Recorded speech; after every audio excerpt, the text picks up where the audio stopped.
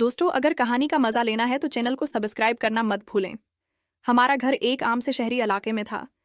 घर में मेरे अलावा मेरे माँ, बाप, मेरा बड़ा भाई और मेरी खाला रहती थीं। मेरी खाला अभी तक कनवारी थीं और हमारे साथ रहती थीं। वो देखने में बहुत खूबसूरत और जवान थीं।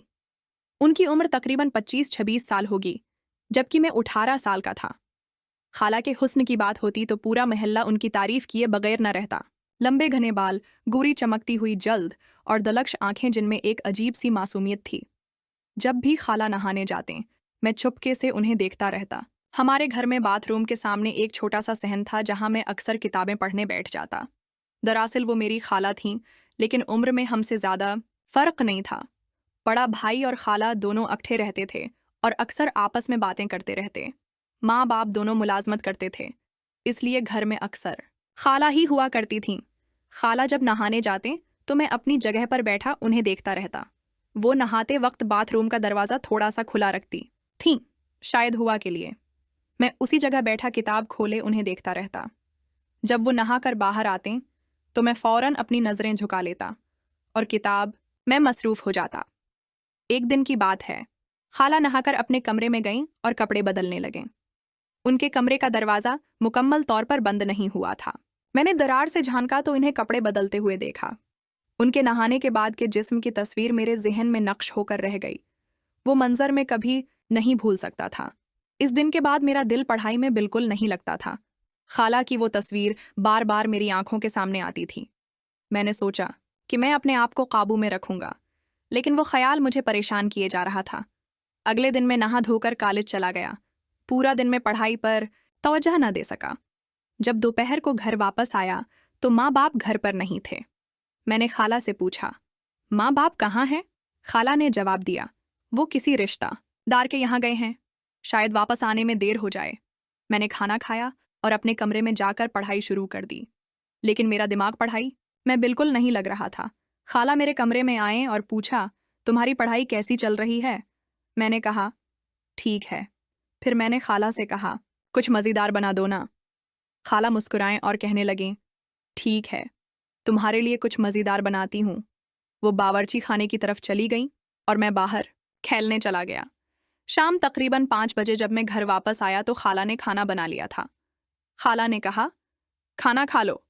मैंने जवाब दिया, नहीं, आज मैं और आप साथ मिलकर खाएंगे। तब खाला ने कहा, मैं तो नहाने के बाद खाऊंगी। मैंने कहा, ठीक है, आप नहा लें, चलो फिर खाना खाते हैं। खाला बोलें, ठीक है, मैं नहाने जा रही हूँ। खाला नहाने चली गईं।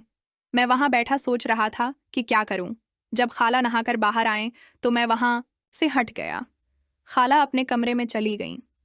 थोड़ी देर बाद खाला ने पूछा, तुमने खाना खा लिया? मैंने कहा, नहीं, हम मिलकर खाएंगे। क्या आप बरा नहीं मानेंगी? तब खाला ने आंखें मटकाएं और पूछा, किस कस्म का? मैंने हाथ उठाया और शराब पीने का इशारा किया। खाला ने हैरान होकर कहा, शराब? ये तुम्हारे लिए अच्छी नहीं है। मैंने इसरार किया, सिर्फ एक बार, कोई बात नहीं होगी। खाला ने हचकचाते हुए हाँ कर दी। हम दोनों ने छपकर जाम उठाए।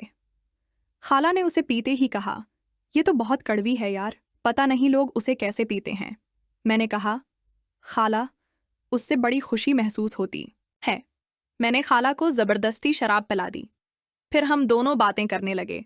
मैंने खाला से पूछा, शादी कब कर रही हो? अब तो मर भी हो गई हो और आंख इतनी खूबसूरत है। खाला बोले, तुम्हें कैसे पता कि मैं बड़ी हो गई हूँ? मैं शर्माते हुए बोला, आपको देखकर लगता है। शराब पीने के साथ साथ हम दोनों खाना भी खाने लगे। खाना खत्म होते ही खाला को निश्चा होने लगा। मैंने कहा, खाला, आपको मैं आपके कमरे में ले चलता हूँ। खाला ने नरमी से पूछा, क्यों? मैंने कहा, आपको सलाह देता हूँ। खाला बोले, नहीं, आज हम यही सोएंगे क्योंकि रात में मुझे कुछ हो गया तो मैं क्या करूंगी, तुम संभाल लेगे। मैंने कुछ नहीं कहा। मुझे खाला की बातों से ऐसी उम्मीद होने लगी थी। खाला उठें और मेरा सहारा लेते हुए कमरे में जाकर लेट गईं। लाइट बंद करके मैं भी खाला के पास जाकर साथ वाली चारपाई पर सो गया। इस वक्त तकरीबन रात के 10 बजे होंगे। सर्दी लगने लगी और मैं वहां सो गया क्योंकि इस वक्त खाला को निशा चढ़ा हुआ था, इसलिए उन्हें मेरे हाल का पता ही नहीं था। खाला की सांसें तेज तेज चलने लगी थीं। मुझे लगा कि खाला सो रही हैं, लेकिन वो अब भी मुझे देख रही थीं। मैंने देखा कि खाला ने अपनी आंखें खोल दी हैं। मुझे एक पल के लिए थोड़ा सा डर लगा क्योंकि मैं अभी तक जागा हुआ था। इसके बाद हम सो गए। मुझे बहुत अच्छी नींद आई। अगली सुबह में नींद से जागा तो खाला पहले ही उठ चुकी थीं। वो बावर्ची खाने में खाना बना रही थीं। मैंने उन्हें देखा तो वो मुस्कुरा दें। उनके चेहरे पर कोई शर्म या गुस्सा नहीं था। मैंने सोचा कि शायद उन्हें कल रात की कोई बात याद नहीं है। मैंने भी आम दिनों की तरह खाना खाया और कॉलेज चला गया।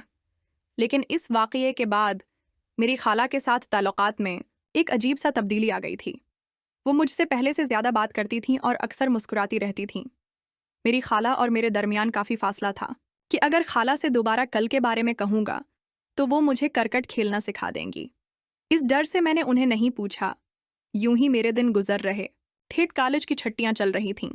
मौसम बदलता गया और हम दोनों एक ही कमरे में चारपाइयों पर सूते थे। क्योंकि मैं बहुत डरपोक था तो अपने कमरे मैं नहीं जाता था बल्कि खाला के कमरे में सूता था। एक रात मुझे नींद नहीं आ रही थी। मैंने हेडफोन पहने हुए थे और मोबाइल पर फिल्म देख रहा था। काफ़ी देर तक खेलता रहा।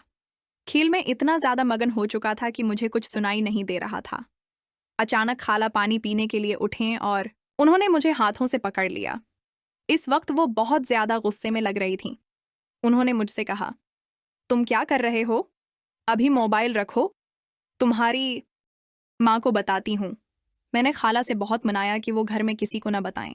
मैंने कहा, खाला, माफ़ कर दें, मैं अब ऐसा नहीं करूँगा। खाला कुछ देर खामोश रहें, फिर बोलें, ठीक है, लेकिन आइंदा ऐसा मत करना। मैंने हाँ में सर हिला दिया। खाला पानी पीकर वापस अपनी चारपाई पर लेट गईं। मैंने मोबाइल बंद कर दिया और सोचने लगा कि मैंने क्यों ऐसा किया। मुझे अपने अमल पर शर्मिंदगी हो रही थी। अगले कुछ दिनों में मैंने खाला से बात करने से ग्रेज किया, लेकिन खाला ने मामूल के मुताबिक मेरे साथ पेश आया।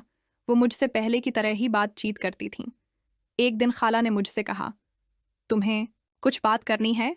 मैंने कहा, नहीं, सब ठीक है। खाला मुस्कुराएं और बोलें, तुम जानते हो, तुम मेरे लिए अपने बेटे की तरह हो। मैं तुम्हारी खाला हूं और तुम्हारी हिफाजत करना मेरा फर्ज है।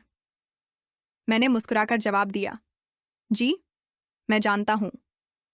खाला ने कहा, अच्छा तो फिर हमेशा याद रखना, मैं तुम्हारी खाला हूं और तुम मेरे भांजे हो। हमारे दरमियान एक रिश्ता है जो हमेशा कायम रहेगा। मैंने उनकी बात सुनी और अंदर ही अंदर शर्मिंदा हो गया। मैंने सोचा कि मैंने अपनी खाला के साथ कैसे गलत सोचा था। मैंने अहद किया कि मैं ऐसा कभी नहीं सोचूंगा। कुछ हफ्तों बाद मेरी माँ बाप वापस आ गए। घर का माहौल फिर से आम हो गया। खाला ने भी मेरे साथ मामूल के मुताबिक बर्ताव जारी रखा। मैंने अपनी पढ़ाई पर तौजह मरकूज की और कॉलेज में अच्छे नंबरों से पास हुआ। एक दिन खाला ने मुझसे कहा, तुम्हें मालूम है, मैंने तुम्हारे लिए एक तोहफा खरीदा है।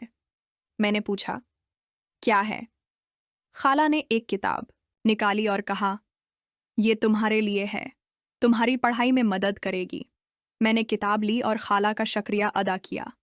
मैं जानता था कि खाला मेरे लिए हमेशा से अच्छी रही हैं और मैंने उनके साथ गलत सोचा था। इस वाक़ये ने मुझे बहुत कुछ सिखाया। मैंने सीखा कि ख़ानदानी रिश्तों की इज्जत करनी चाहिए और हमेशा दूसरों की जिशियन का एहतराम करना चाहिए। खाला ने भी मेरे साथ हमेशा हौसला अफजाई की और मेरी मदद की। आज भी जब मैं इस वाक़ये को याद करता हूँ तो मुझे अपने आप पर शर्मिंदगी होती है, लेकिन मैं उस तजुर्बे से सीखा हूँ और अब मैं अपने रिश्तों की ज़्यादा कदर करता हूँ। दोस्तों, अगर आपको ये कहानी पसंद आई हो तो चैनल को सब्सक्राइब करना मत भूलें। हम ऐसी ही मज़ीद कहानियाँ आपके साथ शेयर करते रहेंगे।